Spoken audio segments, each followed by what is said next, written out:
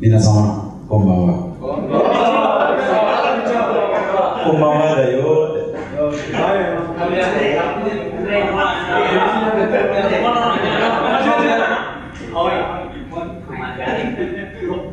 Nihon de Zaverio Senkyo Kai no Yuan Simbu to moshimasu. これから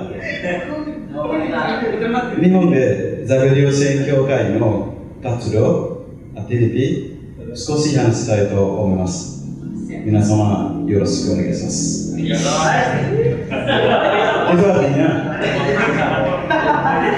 saya sedikit memperkenalkan diri dalam bahasa Jepang. Nama saya Juang, Serikat Saverian, dan sore ini sedikit waktu yang diberikan oleh saudara-saudara sekalian untuk saya sharingkan pengalaman kita sebagai misionaris Saverian dan saya sendiri pengalaman saya sebagai seorang misionaris di Jepang. Mungkin sebelum masuk ke Jepangnya secara spesifik, saya men-sharingkan sebentar riwayat perjalanan panggilan saya untuk menjadi seorang imam dan kemudian sampai ke Italia dan kemudian berakhir ke Jepang. Ada dua video yang bisa nanti kita lihat bersama.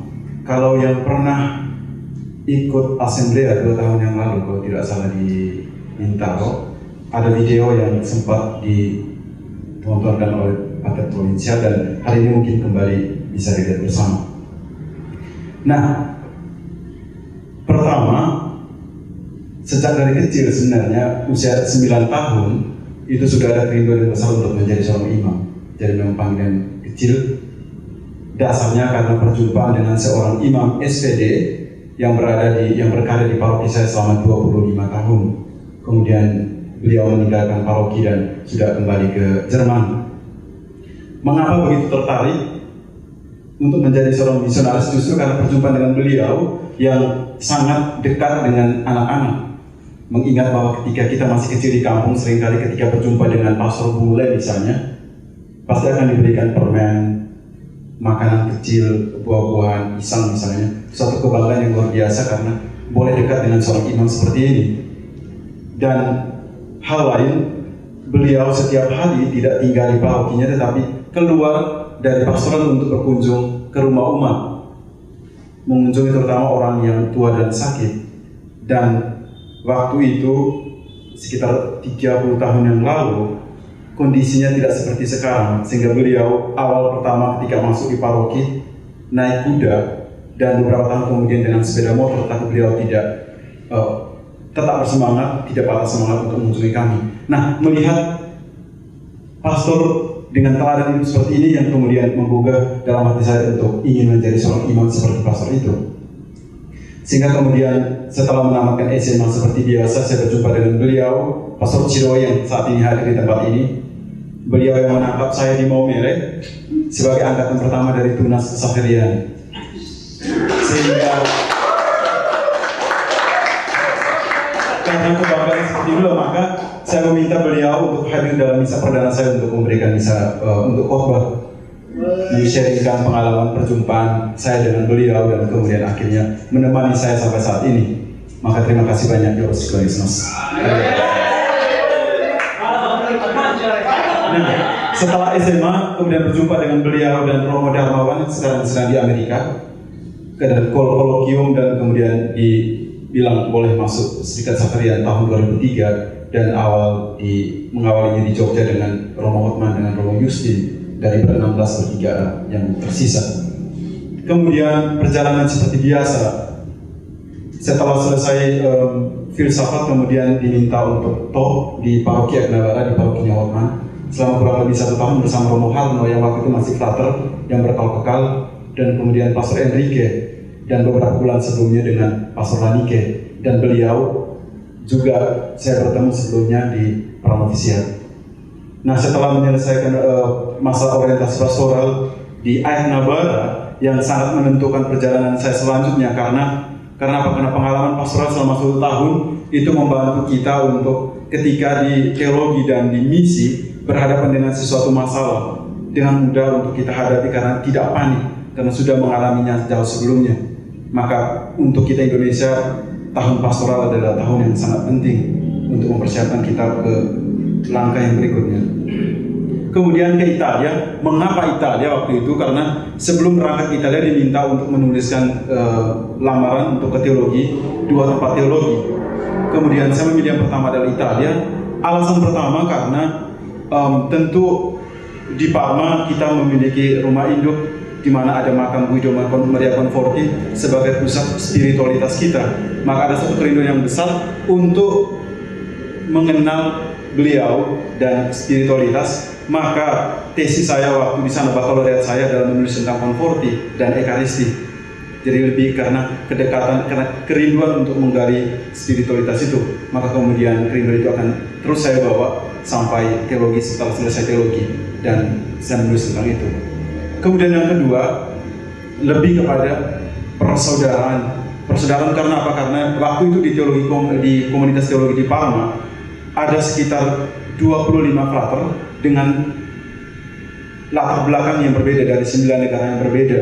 Jadi ada satu kerinduan, ada presentasi dari sana bahwa di komunitas ada sekian frater dari berbagai negara. Maka ada satu kerinduan yang terbesar bagi saya juga untuk bisa hidup di dalam komunitas itu. Maka kedua alasan ini yang kemudian saya berikan kepada direksi jenderal, dan kemudian mereka mengiyakan bahwa kamu boleh ke Parma. Di Parma saya hanya menyelesaikan studi saya 2,5 tahun karena 8 bulan belajar bahasa Italia, dan kemudian pada semester 6 bulan pertama belajar bahasa Italia, kemudian pada semester yang kedua, bulan yang ke-7 sudah mulai mengikuti kuliah di Reggio Emilia, yang hari ini Frater Iuris mereka juga sedang studi di sekolah yang sama. 2,5 tahun selesai. Kemudian bulan Desember tahun 2014 tanggal 7 itu mengkirakan KPK, dan kemudian tanggal 8-nya habisan diakonat. Kemudian masih tinggal selama 3 bulan untuk masa diakonatnya di komunitas Frater karena menyelesaikan skripsi. Setelah selesai skripsi kemudian saya pindah ke Udine di kotanya beliau, sehingga sempat berjumpa dengan keluarganya, dan saya tinggal di sana kurang lebih 6 bulan. Selama 6 bulan ini saya diutus untuk merasul di antara teman-teman anak-anak kaum imigran yang datang dari Afrika, dari Saudi Arabia, dan kemudian mereka tinggal di situ untuk mendapatkan orang tua asuh sesudah mereka dewasa setelah 18 tahun. Di situ kurang lebih 6 bulan bersama mereka belajar bahasa Italia sederhana apa adanya dengan pembina-pembina yang ada di rumah penampungan itu. Tinggal di situ kurang lebih 6 bulan, kemudian saya kembali ke Indonesia untuk tahbisan. Nah, waktu tahbisan itulah kemudian beliau saya minta untuk hadir waktu bisa perdana dan memberikan khotbah. Satu kebanggaan yang luar biasa karena beliau yang menangkap saya, kemudian beliau yang menemani saya ketika saya bisa perdana. Itu.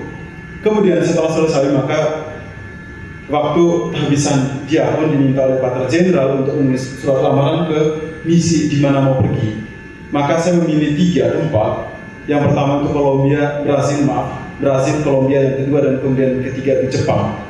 Alasan kenapa Brasil dan Kolombia? Yang pertama karena kecintaan yang luar biasa akan budaya Latin dari saya sendiri. Dan yang kedua alasan karena bahasa Italia karena sudah menguasai sedikit, baik tulisan maupun untuk bacaan dan kemudian berbicara. Dari sedikit yang dimiliki itu maka rasa percaya diri saya itu tinggi untuk bisa belajar bahasa Portugis atau bahasa Spanyol. Mengerti dengan baik tetapi tidak bisa menjawab. Nah, inilah mungkin dibilang alasan abal-abal yang saya presentasikan kepada Direksi Jenderal. Kemudian dipilihlah yang ketiga oleh Direksi Jenderal. Yang ketiga itu karena apa? Mungkin yang ketiga itu tulisan saya, alasan saya lebih serius karena kerinduan untuk belajar, untuk mengenal budaya Jepang, terutama karena sesuai dengan spiritualitas kita, sesuai dengan misi kita, tujuan misi kita untuk mewartakan Yesus di antara orang bukan Kristiani. Mungkin karena itulah yang lebih serius akhirnya dipilih. Pater Jenderal waktu itu Menegatso berjumpa dengan saya di Parma, dan dia mengatakan bahwa di Jepang tidak ada orang muda lagi, pastor muda tidak ada. Maka kami minta kamu untuk pergi ke Jepang. Waktu itu pastor di sana 33 orang, dan Sebelum berangkat diminta untuk ke Glasgow, ke Scotland untuk belajar bahasa Inggris selama kurang lebih 11 bulan, kurang lebih 1 tahun. Maka saya pun berangkat, saya mengatakan iya Pater, saya siap berangkat karena memang Jepang salah satu pilihan saya untuk bermisi. Maka ke Glasgow, kesulitan pertama adalah Glasgow, Scotland, mereka berbahasa Inggris ala Scottish, jadi bukan yang Inggris yang British. Jadi di rumah, di antara para pastor mereka berbicara Scottish, kemudian saya belajar di sekolah dengan yang Inggris yang British, pulang dan harus menyesuaikan diri kembali dengan komunitas yang berbicara bahasa seperti itu. Kesulitan pertama karena tidak mengerti sama sekali. Padahal menurut mereka itu adalah Inggris, tapi bukan Inggris yang seharusnya. Kemudian setelah 11 bulan mengajukan visa untuk masuk Jepang dari Scotland, kemudian tiba di Jepang pada tanggal 18 Desember tahun 2016. Waktu itu hari di mana meninggalnya Menegatsu. Masih ingat dengan baik sapaan pertama ketika saya tiba di Jepang oleh Pater Provinsial yang menjemput saya di bandara. Dia mengatakan, bukan selamat datang di Jepang, selamat datang di tengah-tengah kami, tapi beliau mengatakan Pater Jenderal baru meninggal 3 jam yang lalu. Nah, 3 jam yang lalu waktu itu saya ada di Dubai, tapi tidak pernah tahu.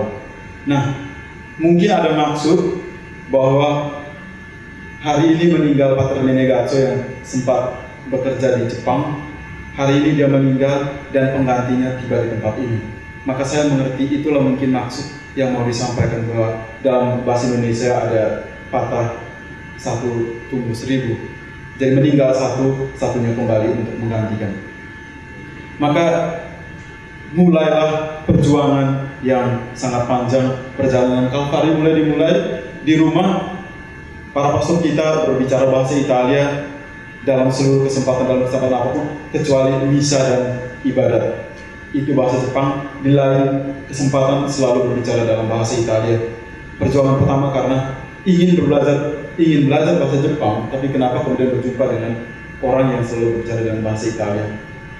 Maka 1 minggu sesudah istirahat, ada 2 umat kita, ibu-ibu, mulai datang ke biara untuk memberikan kursus dasar bahasa Jepang yang menulis kanji dan kemudian katakana yang untuk tulisan asing yang dijepangkan. 3 bulan kursus bersama mereka setiap hari, pagi dan sore.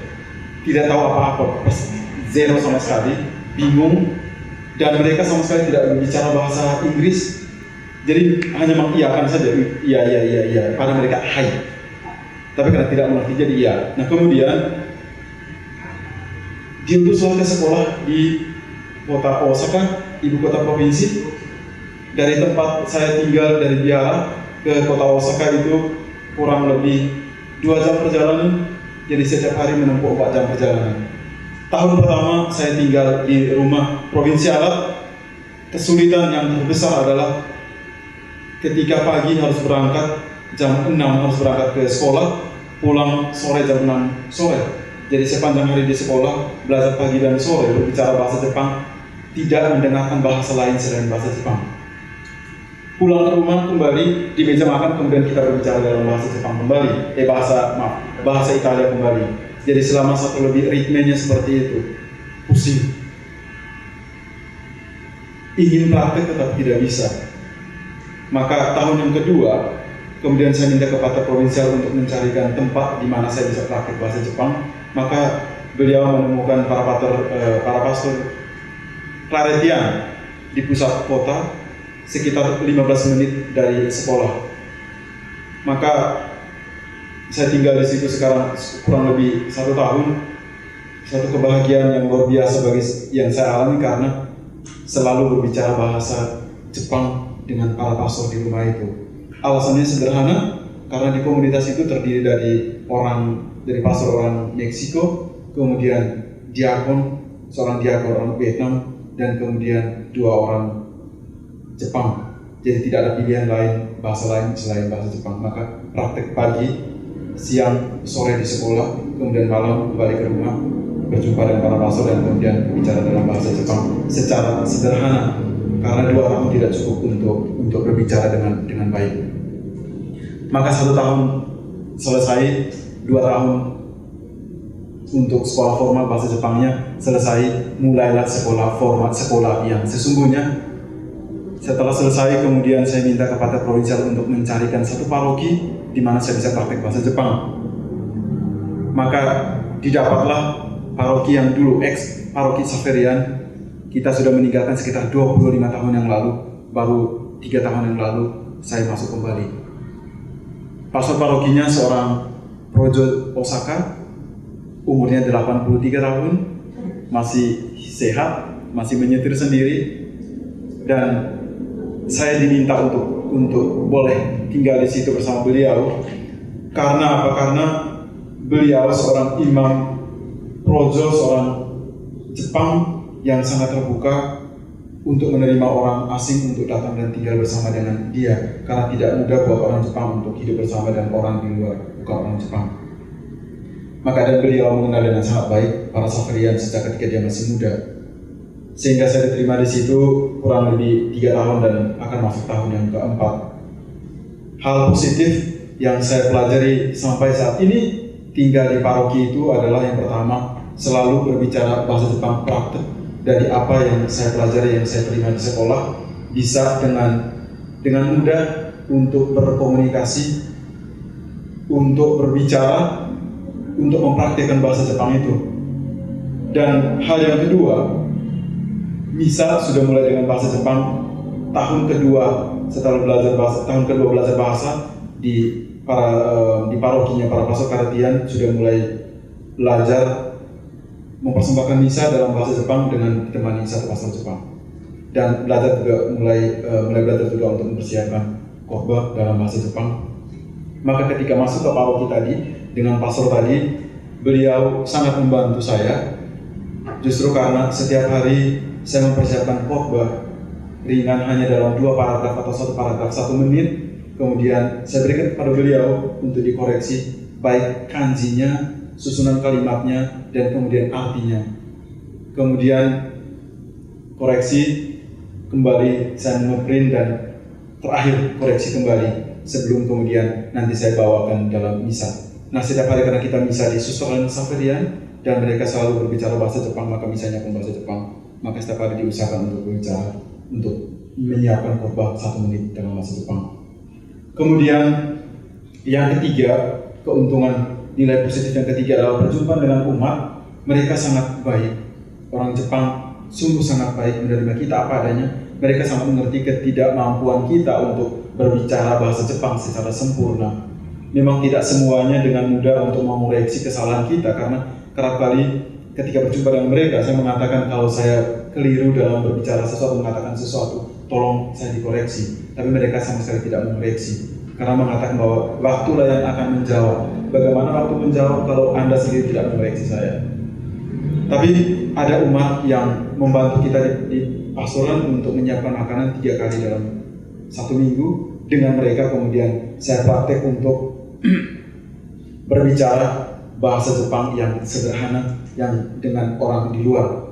Karena kadang-kadang ketika mereka berbicara dengan kita, posisinya kita itu dilihat lebih tinggi dari mereka, maka mereka menggunakan bahasa yang halus seperti Jawa Moko. Nah, itu yang kadang-kadang menyulitkan kita untuk kita yang orang asing. Maka dari sayanya, sebisa saya mengungkapkannya dalam bahasa yang halus, tapi kalau tidak bisa, pasti akan lebih kepada bahasa yang untuk sesama level, jadi sesama teman.